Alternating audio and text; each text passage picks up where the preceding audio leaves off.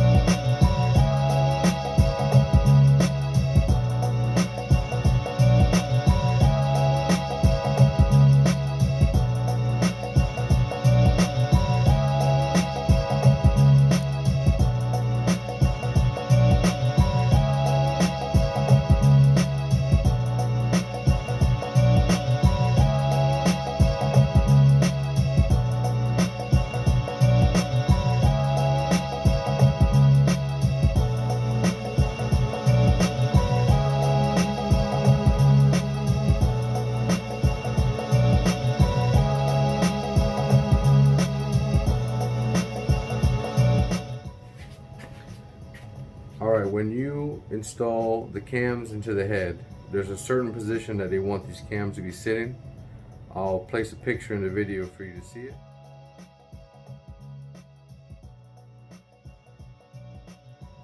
Once you have the cams in place, you're going to install all the caps. Make sure you put oil on the threads of your bolts, and make sure you get it on the washers as well. You're going to follow a sequence.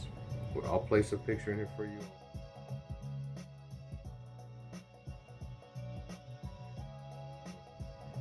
To just snug them down.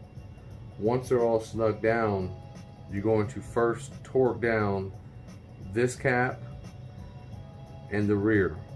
So that's number 3 and number 7. You're going to do that on both cams. Once these are torqued down to 14 foot-pounds, there's a third step for you to finish torquing the last 10 caps. Make sure, as you see in the video, you use plenty of lube underneath these caps where the cams sit.